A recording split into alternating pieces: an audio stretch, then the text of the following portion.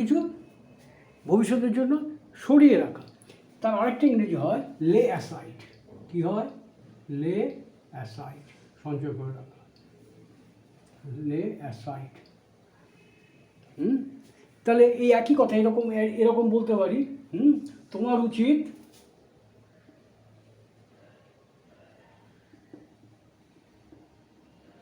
বা আমাদের উচিত, তাদের উচিত, কোনো একটা ব্যক্তি বিশেষের উচিত দুঃসময়ের জন্য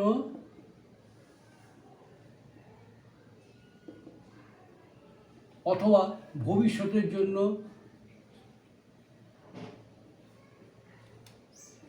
কিছু সঞ্চয়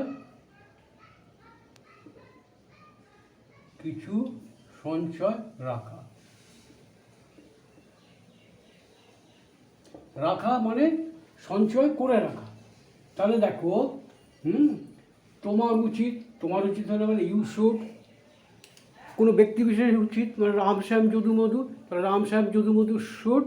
আমাদের উচিত উই শুড, তোমার উচিত ইউ শুড, তাহলে প্রত্যেকের উচিত everyone should, everybody should.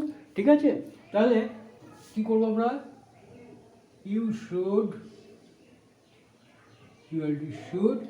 lay aside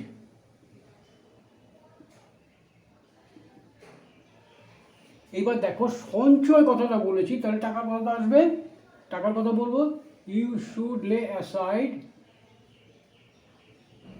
সাম মানি। কেন? ফর ইউ শুড লে aside some money for future. ঠিক আছে? For future. দুঃসময়ের জন্য যদি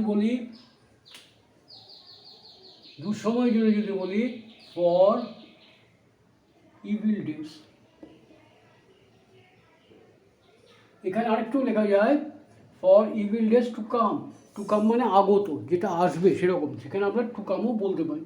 আবার দেখো ইউ শুড লে অ্যাসাইড তোমার রোজগারের কিছু অংশ। যদি বলি তোমার উচিত রোজগার, এইটুকু বাদ দিলাম, দুঃসময়ের জন্য তোমার উচিত, দুঃসময়ের জন্য তোমার রোজগারের কিছু অংশ, তোমার রোজগারের কিছু অংশ মানে কিছুটা,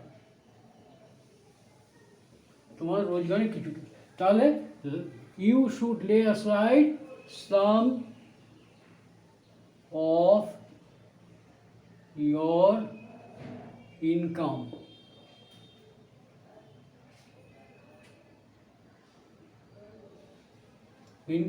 সাম of your income for evil days.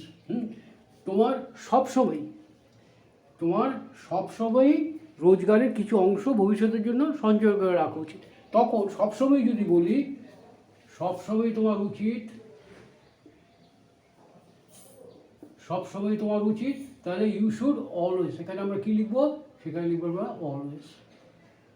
You should always লে aside some of your income for, এখানে একটা জিনিস বাদ দিয়ে গেছি, ফর ইয়োর ইভিল ডেজ। বোঝা গেল? আচ্ছা, তারপরে দেখা যাক এই লে অ্যাসাইড যেমন বলছো একই কথা হবে। লে অ্যাসাইডের জায়গায় লে বাই যদি বলো, লে বাই, এটাও একই অর্থ। লে অ্যাসাইডও যা, লে বাইও তা, প্রোভাইড এগেন্স্ট এটাও তা। সেন্টেন্সগুলো একই রকম হবে, এটা তুমি যে কোনো জায়গায় ব্যবহার করতে পারো। ঠিক আছে? এইবার দেখা যাক কোয়ালিফাইড ফর।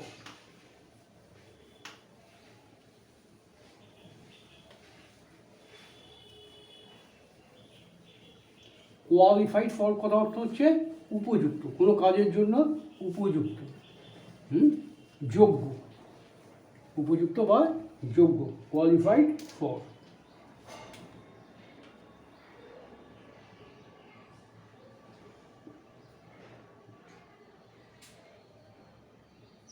যোগ্য বা উপযুক্ত। দেখো উপযুক্ত, কিন্তু আমি এর আগে আরেকটা ইংরেজি পড়েছিলাম ফিট ফর, মনে আছে তো? ফিট ফরও উপযুক্ত হয়। তাহলে কোয়ালিফাইড ফর যোগ্য বা উপযুক্ত। তোমার কি মনে হয়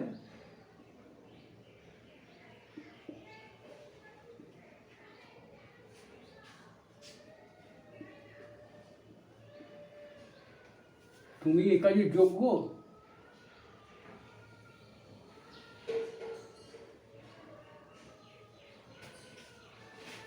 দুটো পার্ট, সাবজেক্টকে তোমার, তোমার কি মনে হয়, তোমার কি মনে হয় ইংরেজি কি, ডু ইউ থিঙ্ক, তোমার কি মনে হয় তুমি, তুমি নিজে, তুমি বলতে তুমি নিজে, তুমি নিজে কাজে যোগ্য বা উপযুক্ত, তো তোমার কি মনে হয়, ডু ইউ থিঙ্ক। দেখো তুমি কি নিজেকে যদি বলো, তুমি কি নিজেকে এই কাজে যোগ্য বলে মনে করো, তাহলে কি হবে, do you think yourself, yourself.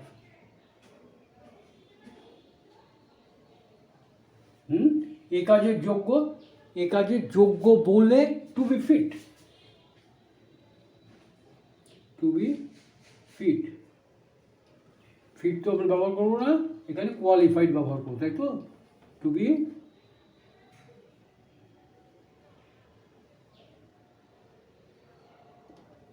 qualified for this job.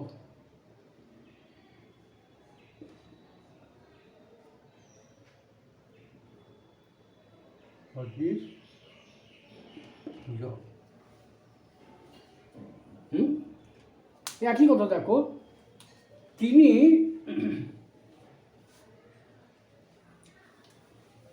তিনি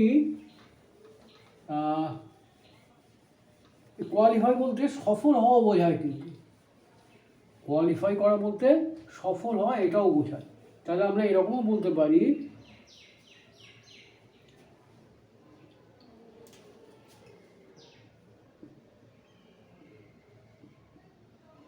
তিনি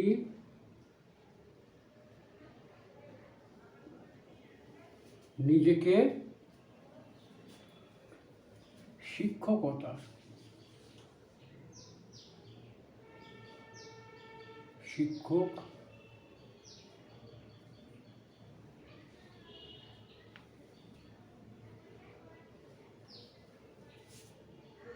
প্রমাণিত করতে পারেন।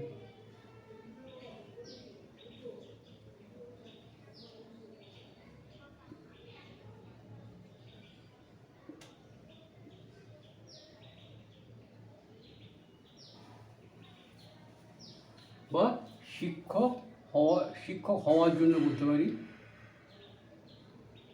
হওয়ার জন্য প্রমাণিত করতে পারি। সেখানে বলবো তিনি নিজেকে শিক্ষক বলে প্রমাণিত করতে পারেননি, হি, প্রমাণিত করা ইংরেজি কি, পারেননি, কুড নট, কুড নট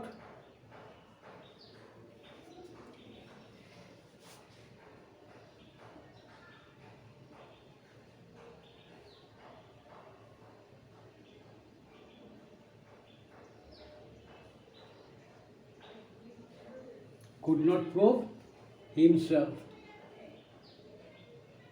নিজেকে, he could not prove, P-R-O-V-E, বোঝা যাচ্ছে কি লেখাটা, P-R-O-V, prove himself, হ্যাঁ, শিক্ষক বলে প্রমাণিত করতে পারেনি, he could not prove himself qualified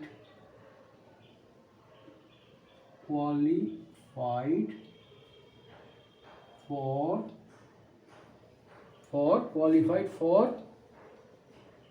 a post of teacher.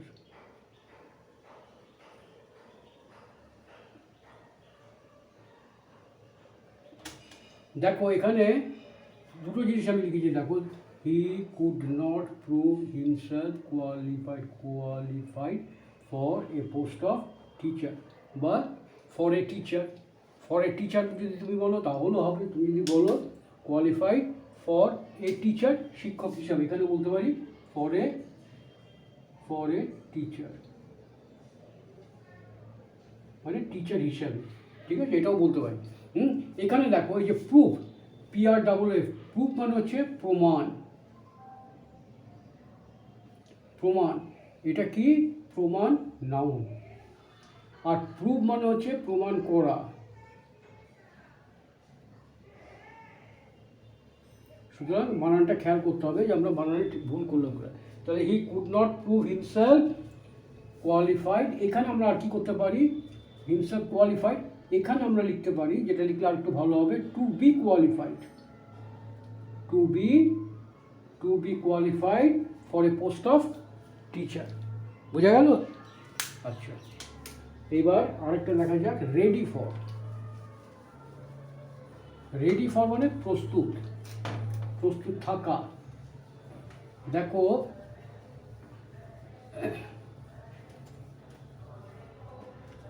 Ready,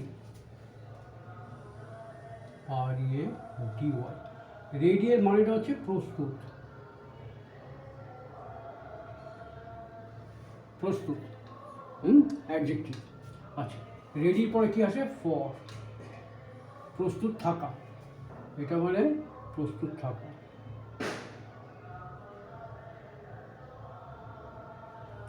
এবার প্রস্তুত হওয়া যদি বলি, প্রস্তুত হওয়া যদি বলি তাহলে হবে, প্রস্তুত হওয়া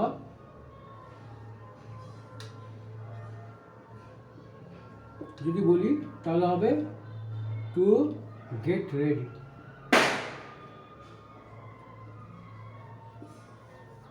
ঠিক আছে? তুমি ভার্ব হিসেবে ব্যবহার করো বা অ্যাডজেক্টিভ হিসেবে ব্যবহার করো, দুটোরই প্রিপোজিশন আসবে ফর।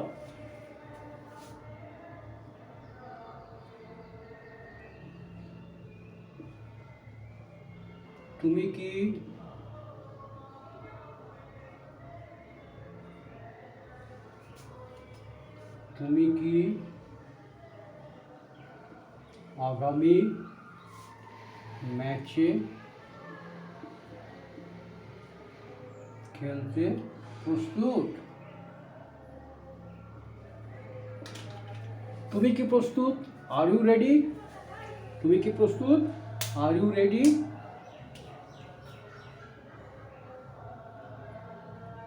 আর এর আগের একটা ভিডিওতে একই ভুল করেছিলাম, দুবার এ লিখে বসেছিলাম, বোধহয় এর আগের ভিডিওতেই বোধহয় হবে। ARE লিখতে গিয়ে লিখেছিলাম ARE, এই লিখে ভুল করেছিলাম। এগুলো সব অনভ্যাসের জন্য হচ্ছে, এখনও সে একই ভুল করতে যাচ্ছিলাম। তাহলে are you ready? Are you ready? কিসের জন্য রেডি? আগামী ম্যাচে খেলবে কি না। Are you ready for. এইবার দেখো, আগামী ম্যাচে যদি বলি আর ইউ রেডি ফর, ফরের পরে খেলা ইংরেজি কি? প্লে। তাহলে ফর থাকলে কি হবে? প্লেটাকে জিরান্ট করতে হবে। Are you ready for playing, PLAYING। Are you ready for playing পরবর্তী ম্যাচে, আগামী ম্যাচে, পরবর্তী ম্যাচে, ইন দ্য নেক্সট ম্যাচ।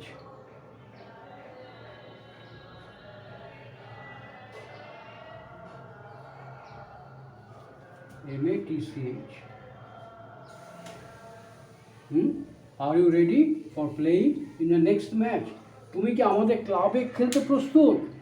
তুমি কি, এটা বোধহয় এর আগেরটা তো বোধহয় পড়িয়েছি তোমাদের, প্লে ফর, প্লে অন, এটা করা থেকে বোধহয় সম্ভবত করিয়েছি। তুমি কি